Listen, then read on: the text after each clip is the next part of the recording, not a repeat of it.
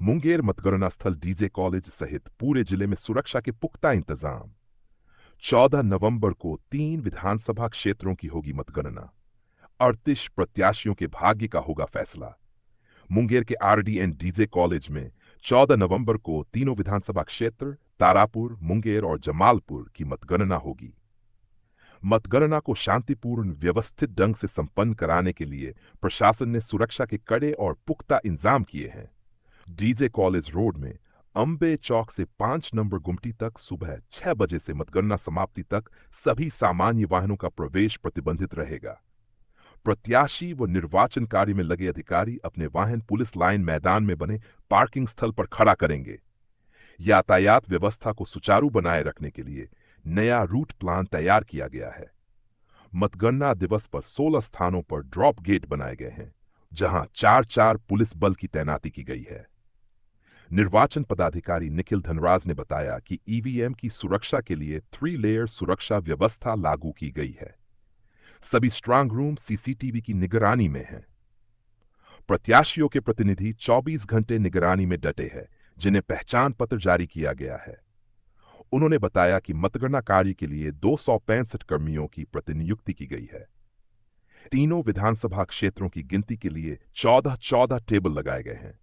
तारापुर में 30 चक्र, मुंगेर में 29 चक्र और जमालपुर में 28 चक्र में मतगणना पूरी होगी। पोस्टल बैलेट की गिनती के लिए 5 अलग टेबल बनाए गए हैं और चुनाव आयोग के दिशा निर्देशानुसार अंतिम 2 राउंड से पहले पोस्टल बैलेट की गिनती पूरी कर ली जाएगी।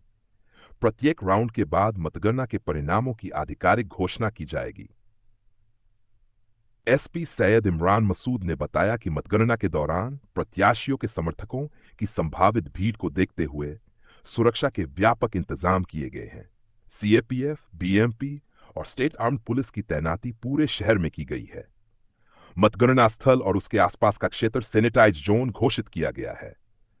क्यूआरटी टीम और पुलिस बल लगातार जिले के सभी तीनों विधानसभा में गश्त करेंगे।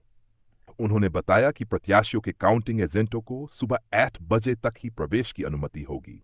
इसके बाद किसी को अंदर जाने नहीं दिया जाएगा। मतगणना केंद्र में किसी प्रकार का इलेक्ट्रॉनिक उपकरण ले जाना सख्त वर्जित रहेगा। मतगणना समाप्ति के बाद विजय जुलूस निकालने की अनुमति नहीं होगी। को जो अपना यहाँ काउंटिंग होना है डीजे कॉलेज में क्या क्या व्यवस्था की गई है, कितने विधानसभा है, कितने स्टाफ लगाए गए हैं, कितने राउंड तक होंगे, क्या बताएंगे? आज जैसे हमने और एसपी साहब हमारे पूरी टीम के साथ हम लोगों ने आरडीएन डीजे कॉलेज में जो हम लोगों का स्ट्रांग रूम और काउंटिंग सेंटर है, इसकी समीक्षा हम लोगों ने की। मुंगेर में जैसा आप लोग जानते हैं 3 विधानसभा है, तीनों का स्ट्रांग रूम और काउंटिंग सेंटर हम लोगों ने आरडीएन डीजे कॉलेज में बनाया है। आर्ट्स एंड कॉमर्स ब्लॉक में हम लोगों का 165 मुंगेर का काउंटिंग होगा, क्योंकि इसका स्ट्रांग रूम वहीं बना है। उसमें 14 टेबल हम लोगों ने लगाया है, एक आरओ टेबल होगा। उसके अलावा पोस्टल बैलेट के लिए हम लोगों ने 5 टेबल लगाए हैं। उसी तरह जमालपुर के लिए हम लोगों ने लगाए हैं 14 टेबल साइंस ब्लॉक में, और पोस्टल बैलेट के लिए हम लोगों ने 5 टेबल उसके लिए बनाए हैं। ट्यूटोरियल ब्लॉक में हम लोग तारापुर की काउंटिंग करेंगे, उसमें भी 14 टेबल होंगे काउंटिंग के लिए और 5 टेबल होंगे पोस्टल बैलेट के लिए। सभी तरह का डेप्यूटेशन का ऑर्डर हम लोगों ने, ज्वाइंट ऑर्डर हम लोगों ने कर दिया है। आज हम लोग भी आए थे विशेष और पॉइंट्स को चिन्हित करने के लिए जहाँ जहाँ हम लोगों को बल और मजिस्ट्रेट की ज़रूरत होगी।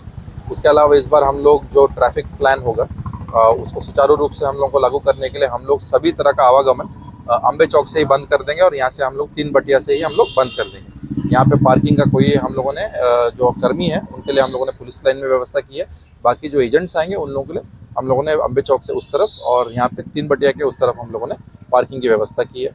हम लोग सभी कैंडिडेट से आग्रह करेंगे कि जो भी आपके एजेंट आएंगे वो 8 बजे से पहले प्रवेश कर जाए, और एक बार प्रवेश करने पे फिर उनको बाहर जाने की अनुमति हम लोग देंगे नहीं। कोई तरह का इलेक्ट्रॉनिक डिवाइस और फ़ोन वो लेकर के नहीं आएंगे। अगर वो ले आएंगे तो उसका हम लोग जब्त कर लेंगे। तो वही हम लोगों की तरफ से एडवाइस होगा कि कोई तरह का इलेक्ट्रॉनिक और फ़ोन उपकरण होगा तो वो लोग बाहर ही आपने यहाँ पे छोड़ दें। स्टाफ लगाए लगभग 200-250 स्टाफ हमारे काउंटिंग में लगेंगे, सभी तरह के टेबल्स, आरओ टेबल को मिला करके, उसके अलावा पोस्टल बैलेट्स को मिला करके जगह जगह पे फोर्स मजिस्ट्रेट का हम लोगों ने डिप्लॉयमेंट किया है। तो हर तरह के से हम लोग इसमें हम लोगों की तैयारी पहले पोस्टल बैलेट स्टार्ट होगा कि काउंटिंग स्टार्ट होगा, से कुछ दोनों साइमल्टेनियसली होगा। दोनों साइमल्टेनियसली होगा। वही सेकंड लास्ट राउंड को हम लोगों को अगर पोस्टल बैलेट की काउंटिंग पूरी नहीं होती तो हम लोग को पोस्टल बैलेट की काउंटिंग पहले पूरी करते हुए फिर ईवीएम के लास्ट के 2 राउंड उसको गिनती करना। Thank you sir. यहाँ पे काउंटिंग है तो ऐसे में सर पुलिस की ज़्यादा बढ़ जाती है कि तीनों विधानसभा के लोग आएंगे, तो क्या व्यवस्थाएं की गई है? देखिए यहाँ पे जो काउंटिंग होगा परसों के दिन, हम लोग ने जितना भी फोर्स और मजिस्ट्रेट का यहाँ पे डेपुटेशन करना था वो कर दिया है। और यहाँ पे हम लोगों ने ड्रॉप गेट्स की व्यवस्था की हुई है अम्बे चौक पे और 3 बटिया पे, जिसके बाद हम लोग व्हीकल अलाउ नहीं करेंगे। और जो भी अंदर प्रवेश किया जाएगा वो पासेस के बाद ही किया जाएगा, जिसको वैलिड पास होगा वही प्रवेश करेगा। मोबाइल एकदम 100% वर्जित रहेगा। सभी गेट्स पे हम लोग का सीनियर ऑफिसर्स का ड्यूटी रहेगा।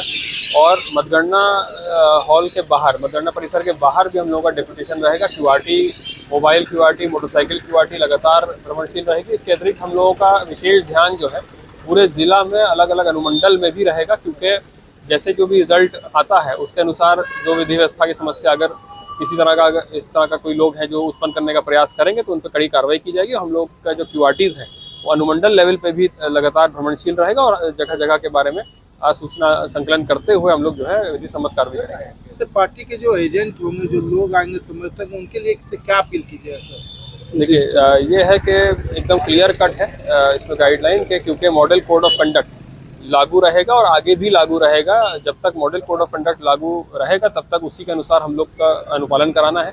किसी भी तरह का विजय जुलूस की अनुमति नहीं है। और जो भी जो समर्थक आएंगे उन सबको सख्त हिदायत है कि पूरा विधि व्यवस्था बनाए रखें और किसी भी तरह का किसी पे टिप्पणी करना, किसी पे कोई बात बोलना, ये सब एकदम प्रतिबंधित है। हम लोगों का थाना प्रभारी से लेके सीनियर ऑफिसर तक सब लोग फील्ड में रहेंगे। अगर किसी तरह की कोई समस्या होती है तो प्रशासन को उसका सूचना दें, हम लोग विधि सम्मत कार्रवाई करेंगे। Thank you sir.